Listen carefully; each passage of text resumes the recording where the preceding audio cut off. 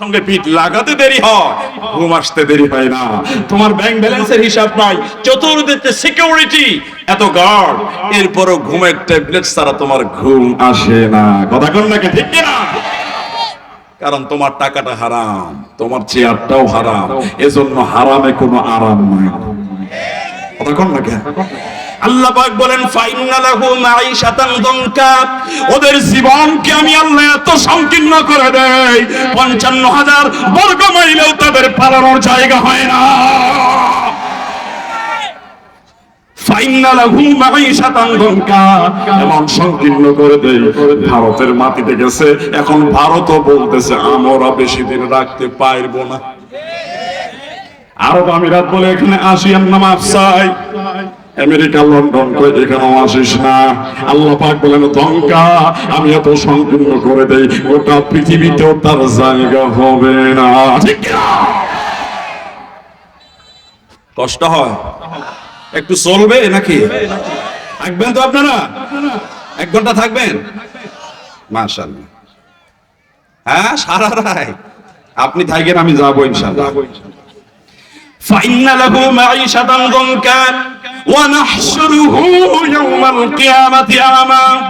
আল্লাহ পাক বলেন কিয়ামতের দিন এই সমস্ত জালেমদেরকে আমি আল্লাহ অন্ধ করে তুলব, কোনো চোখ থাকবে না। আল্লাহকে তারা ডেকে বলবে ক্বালা রাব্বি লিমা হাশারতানি আ'মা ওয়া ক্বাদ কুনতু বাসীরা, হে আমার রব, দুনিয়াতে আমরা দৃষ্টি শক্তি সম্পন্ন ব্যক্তি ছিলাম, আমরা দৃষ্টিমান ছিলাম, অথচ আজ কিয়ামতের দিন তুমি কেন আমারে অন্ধ করে তুলেছো? আল্লাহ পাক ডেকে বলবেন ক্বালা কাযালিকা আতাতকা আয়াতুনা ফানাসিতাহা ওয়া কাযালিকাল ইয়াওমা তুনসা। আল্লাহু আকবার। দুনিয়াতে তুমি আমাকে বলে গিয়েছিলে, আমার আয়াতটা দেখার পরেও দেখো নাই, শোনার পরেও শোনো নাই। আমি আল্লাহকে যেমন তুমি ভুলে গিয়েছো, আমিও আজ কিয়ামতের দিন তোমাকে ভুলে গেলাম। আমি যেহেতু তোমারে ভুলে গিয়েছি, এজন্যই তুমি অন্ধ হয়ে গেছো। এই কোরআনের সাথে থাকতে আমরা রাজি আছি তো? আমি বলি মাঝে মধ্যে, এই কাগজের মধ্যে যদি আমি লিখে দেই র দন্তস্ব গয়কার লয় লয় আকার, কি হইল? রসগোল্লা। কথা কয় না, কি হইল? রসগোল্লা খাইতে মিঠা না তিতা? সবাই খান নাই বুঝি, তাই না? এই কাগজের মধ্যে রসগোল্লা লিখে যদি আপনাকে খেতে দেই, মজা কেমন লাগবে? মজা লাগবে না? কারণ এটা হলো থিওরি, এটা প্র্যাকটিক্যাল করা লাগবে। বাজারে যেতে হবে, দুধ কিনতে হবে, ছানা বানাতে হবে, সেরা বানাতে হবে। চিনি সেরাগুলি দুধের মধ্যে দিলে ঢোক ঢোক করে খাইলে এরপরে বোঝা যাবে রসগোল্লা কাকে বলে, কত প্রকার কি কি। কোরআন হলো কাগজে লেখা রসগোল্লার মতো একটা থিওরি মাত্র। এই কোরআনকে প্র্যাকটিক্যাল করেছেন বিশ্বনবী তার নবুয়তের 23 বছরের জীবনে। সুবহানাল্লাহ পড়েন। তিনি আমাদের মডেল, তিনি আমাদের আদর্শ, তিনি শিক্ষক, ছাত্র, ডিসি, এসপি, জজ, ব্যারিস্টার, ম্যাজিস্ট্রেট, আইনজীবী, বুদ্ধিজীবী, সাহিত্যিক, সাংবাদিক, প্রকৌশলী, চিকিৎসক, কৃষিবিদ, মন্ত্রী, এমপি, প্রধানমন্ত্রী, ইভেন প্রেসিডেন্ট, পৃথিবীর সর্বকালের সর্বযুগের সর্বস্তরের মানুষের জন্য যিনি মডেল, যিনি আদর্শ, তিনি আপনার আমার নবী মুহাম্মদুর রাসূলুল্লাহ সাল্লাল্লাহু আলাইহি ওয়াসাল্লাম। সেনাপতির আদর্শ, আরেকদিকে স্বামীর আদর্শ। সেনাপতির কার্যক্রম শেষ করে তিনি যখন সন্ধ্যাবেলায় বাড়িতে ফিরলেন, তিনি তাকায় দেখলেন মা আয়েশা তখনও পর্যন্ত বাড়ির রান্না বান্না শেষ করতে পারে নাই। রাহমাতুল লিল আলামিন, লিডার, সেনাপতি, তিনি নিজেই স্ত্রীর সঙ্গে বাড়ির রান্না বান্নার কাজে সহযোগিতা করলেন। সুবহানাল্লাহ বলবেন। আপনি আমি হইলে কি করতাম? আল্লাহর নবী কেমন মডেল! বিশ্ব নবী বাচ্চাদের কত ভালোবাসতেন। আল্লাহ নবী ফজর নামাজে নামাজ তেলাওয়াত করছিলেন। ফজর নামাজে বিশ্ব নবী বড় বড় সূরা তেলাওয়াত করতে নামাজ আদায় করতেন, কিন্তু আল্লাহর নবী একদিন ফজর নামাজে ছোট্ট ছোট্ট সূরা দিয়ে নামাজগুলি শেষ করে দিলেন। ফজর নামাজের পরে সাহাবায়ে কেরাম ডেকে বলে, ইয়া রাসূলুল্লাহ, ইয়া হাবিবাল্লাহ, কোন বিপদ হলো নাকি? এত ছোট সূরা দিয়ে আপনি নামাজটাকে শেষ করে দিলেন কেন? আল্লাহর নবী ডেকে বলে, সাহাবায়ে কেরাম, কোনো বিপদ হয় না। আমি যখন ফজর নামাজের ভিতরে দাঁড়িয়েছিলাম, ছোট্ট একটা বাচ্চার কান্নার আওয়াজ আমার কান স্পর্শ করেছিল। তখন আমার মনে হয়েছে কোন দুধ পানকারী মা হয়তো বা তার সন্তানকে নিয়ে নামাজে দাঁড়িয়েছে, আমি যদি বড় সূরা তেলাওয়াত করি ওই বাচ্চাটার কষ্ট হয়ে যাবে, এই চিন্তা করে ছোট সূরা দিয়ে নামাজকে শেষ করে দিলাম। তিনি তো বিশ্ব নবী। আর আমাদের সমাজে মুরব্বী আছে কিছু, বাচ্চারা যদি পিছনে একটু নামাজে লাফালাফি করে, মুরব্বী নামাজের সময় চিন্তা করে বেটা নামাজটা শেষ হোক, তোর খবর আছে। কথা কেন, এরকম মুরব্বী আছে না? বাচ্চারা মসজিদে আসলে তাদেরকে চকলেট দিবেন, আদর করবেন, যাতে বাচ্চারা মসজিদমুখী হয়। ছোটবেলায় যদি নামাজের ট্রেনিং হয়, ও বড় হলে বেনামাজি হবে না, বেনামাজি না হলে মাদকাসক্তও হবে না। কথা কোন ঠিক কিনা? আল্লাহর কোরআন সূরা সফ আয়াত নাম্বার 10 এবং 11, আমি যে প্রিপারেশন নিয়ে এসেছিলাম সেটা আলোচনা করছি না, সময় অনুযায়ী অবস্থার আলোকে আমি কিছু কথা বলবো। এই মুহূর্তে দুটি আয়াত উপস্থাপন করেছি, ভালো করে বোঝেন। আল্লাহ সুবহানাহু ওয়া তাআলা যারা ঈমানদার, যাদের ঈমান আছে, তাদেরকে ডেকে দুটি নসিহা করেছেন। আমি আপনাদেরকে জিজ্ঞেস করতে চাই, যারা এখানে বসে আছেন, আপনাদের সকলে আল্লাহর প্রতি ঈমান আছে না নাই? বাকিদের নাই? হিন্দু আছে নাকি ভাই এখানে? না, হিন্দু থাকতে পারে, অসুবিধা নেই। ভারতে গেলাম মেদিনীপুরে, সেখানে গিয়ে দেখি ডান পাশে হিন্দুদের চেয়ার। আমি বললাম এরা কারা? বলে হিন্দু। আমি বললাম আলহামদুলিল্লাহ, কারণ হুদাল্লিন নাস, এই কোরআন শুধু মুসলমানদের জন্য নয়, বিশ্ব মানবতা হেদায়েতের জন্য। কথা কোন ঠিক কিনা? আমি আপনাদের জিজ্ঞেস করতে চাই সকলকে, ঈমান থাকলে বলবেন আছে, না থাকলে বলবেন নাই। আপনাদের সকলের আল্লাহর প্রতি ঈমান আছে নাকি নাই? কোরআনের প্রতি ঈমান আছে না না? আছে বলেই তো আপনারা বসে আছেন। আল্লাহ আপনাদেরকে নসিহা করছেন, সুবহানাল্লাহ বলবেন না? আল্লাহ রাব্বুল আলামিন বলেন, ইয়া আইয়ুহাল্লাযীনা আমানু হাল আদুল্লুকুম আলা তিজারাতিন তুনজিকুম মিন আযাবিন আলীম। ও ঈমানদাররা, ভালো করে শোনো শোনো। অনেক ব্যবসা তোমরা করেছো, কেউ করে মাইকের ব্যবসা, কেউ করে কাপড়ের ব্যবসা, কেউ করে মুদির দোকানের ব্যবসা, কেউ করে চাউলের ব্যবসা, আবার অনেকে আছে ভণ্ড পীর মুরিদের ব্যবসা। কিন্তু আমি আল্লাহর সাথে, তোমরা কি একটা ব্যবসা করতে চাও নাকি? আল্লাহর সাথে ব্যবসা করতে চান আপনারা?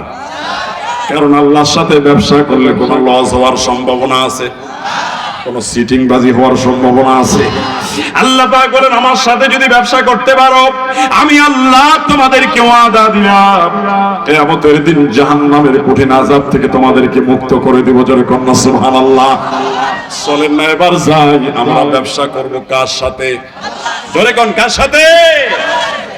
আল্লাহর সাথে। এক নম্বর ব্যবসা হলো তুমিনুনা বিল্লাহি ওয়া রাসূলিহি। এক নাম্বার ব্যবসা হলো ঈমানদারেরা তোমরা ঈমান আনো আল্লাহর প্রতি এবং রাসূলের প্রতি। আমাদের তো ঈমান আছে, এরপরেও আল্লাহ ঈমানদারদেরকে ডেকে বললেন, ঈমানদারেরা তোমরা ঈমান আনো। কথা বুঝতেছেন আপনারা? আল্লাহ ঈমান আনতে কাদেরকে বললেন? কথা বোঝেন না? ঈমানদারদেরকে না কাফেরদেরকে? ঈমানদারদেরকে ঈমান আনতে বললেন। তাহলে আল্লাহ ঈমান আনতে বললেন কেমন? আমাদের ঈমানটা কেমন জানার দরকার আছে নাকি না? এইজন্য তাফসীরুল কোরআন বিল কোরআন, কোরআনের এক আয়াতের ব্যাখ্যা আল্লাহ রাব্বুল আলামিন আরেকটি আয়াতের ভিতরে করে দিয়েছেন। আল্লাহ রাব্বুল আলামিন বলেন, ওয়া ইযা কিলা লাহুম আমিনু কামা আমানান নাস। সূরা বাকারা 13 নম্বর আয়াত। তাফসীরে জালালাইন আয়াতের ব্যাখ্যা করতে গিয়ে বলেন, আই কামা আমানা আসহাবু মুহাম্মদ সাল্লাল্লাহু আলাইহি ওয়াসাল্লাম, মুহাম্মদ রাসূলুল্লাহ সাল্লাল্লাহু আলাইহি ওয়াসাল্লামের সাহাবীরা যেভাবে আল্লাহর প্রতি ঈমান এনেছে, আমার চনপাড়ার ঈমানদারেরা তোমরাও আল্লাহর প্রতি সেভাবেই ঈমান আনো। সাহাবীদের ঈমান আর আমাদের ঈমানের ভিতরে পার্থক্য আছে না নাই? আছে মানে আকাশ জমিন পার্থক্য।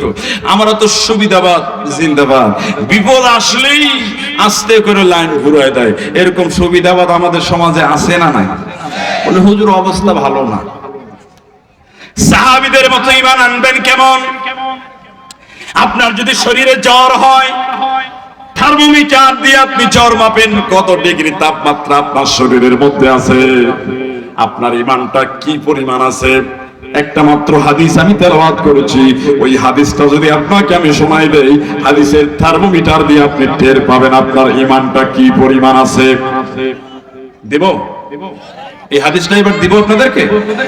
আল্লাহর নবী বলেন, সালাসাতুম মান কুন্না ফীহি ওয়াজাদা হালাওয়াতাল ঈমান, যার ভিতরে তিনটা জিনিস পাওয়া যাবে ওই ব্যক্তি ঈমানের স্বাদ পেয়ে যাবে, ঈমানের মজা পাবে, পরিপূর্ণ ঈমানদার হয়ে যাবে।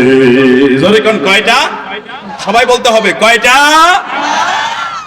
যার ভিতরে তিনটা জিনিস আছে ওই ব্যক্তি ঈমানের মজা পেয়ে যায়। ভালো করে শুনেন, বেশি ওয়াজের দরকার নাই, থার্মোমিটারটা আমি দিয়ে দিলাম, এবার নিজের ঈমানের মধ্যে লাগা চেক করে দেখেন ঈমান কি পরিমাণ আছে।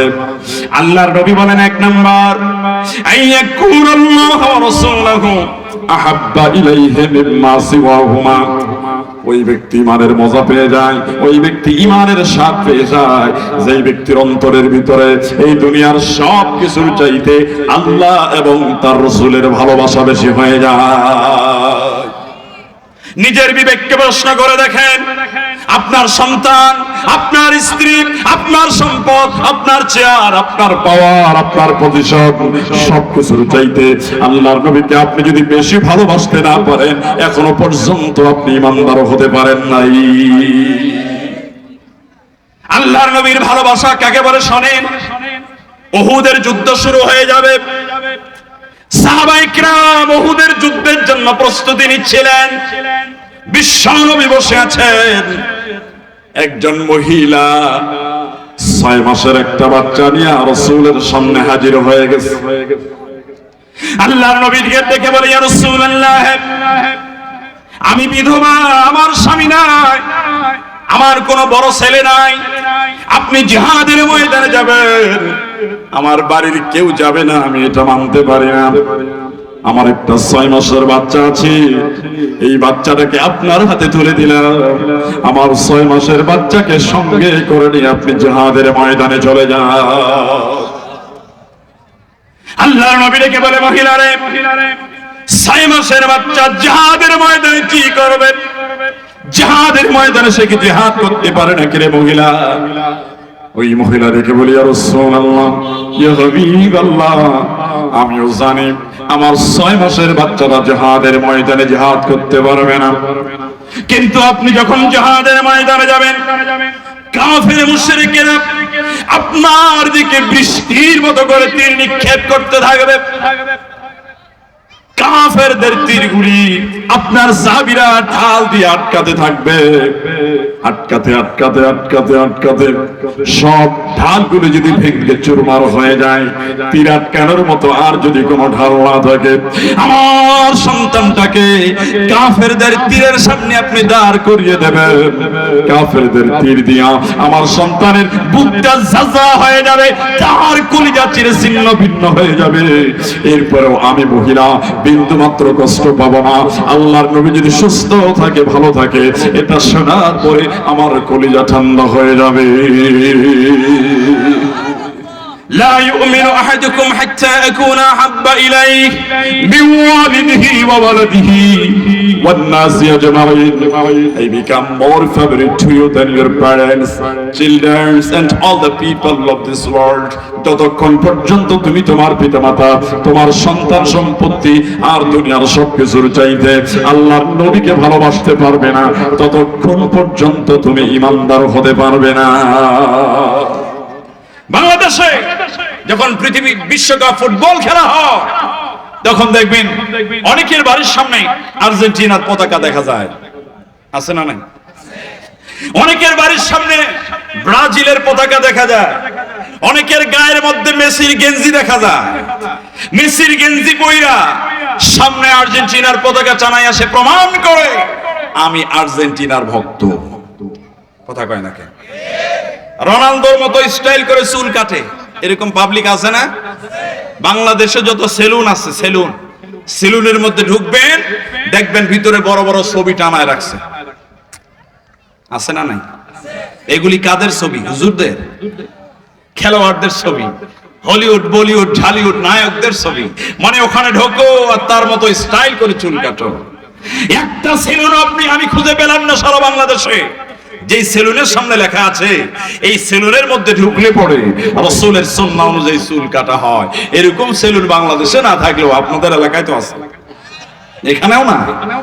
এটা লিখবেন না, কারণ এটা লিখলে আপনি তো ঢুকবেন না। আপনি তো মেসির ভক্ত, আপনি তো রোনালদোর ভক্ত, আপনি অনুসরণ করে প্রমাণ করেছেন আপনি রোনালদোর ভক্ত, মেসির ভক্ত। আপনি যদি প্রকৃতভাবে রাসূলের আশিক হয়ে থাকেন, আপনার মাথা থেকে পায়ের পাতা পর্যন্ত, আপনার রান্নাঘর থেকে পার্লামেন্ট পর্যন্ত রাসূলের আদর্শ দেখা যাবে। জোরে কোন ঠিক কিনা? রাসূলের আদর্শ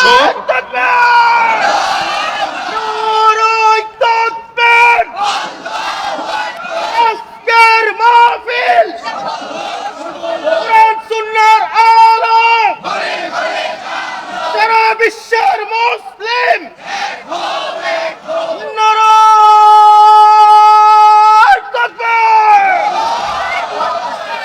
রাসূলের ভালোবাসা।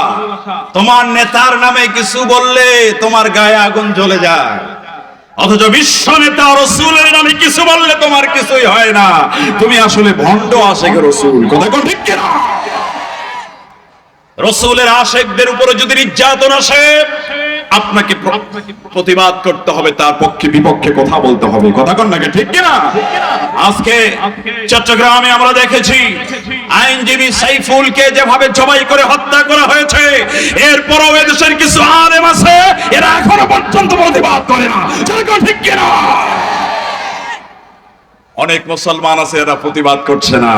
ওয়াল্লাযী নাফসি বিয়াদিহি, আল্লাহ রাসূল বলেছেন, ওই আল্লাহর নামের কসম করে বলি, লাতা'মুরুন্না বিল মারুফ ওয়া লাতানহাউনা আনিল মুনকার, যদি তোমরা সৎ কাজের আদেশ না দাও, অসৎ কাজ হতে মানুষকে বিরত থাকার কথা না বলো, হকের পক্ষে কথা না বলো, কাশ্মীরের মতো তোমাদের উপরে, ফিলিস্তিনের মতো তোমাদের উপরে, আরাকানের মতো নির্যাতন আসবে, জুলুম আসবে, আও লা ইউশিকান্নাল্লাহু আন ইয়াবআসা আলাইকুম আযাবাম মিন ইনদিহি সুম্মা লা তাদউন্নাহু ওয়া লা ইস্তাজাবু লাকুম, তখন তোমরা আল্লাহর কাছে দোয়া করবে, ওই দোয়া আল্লাহ শুনবে না।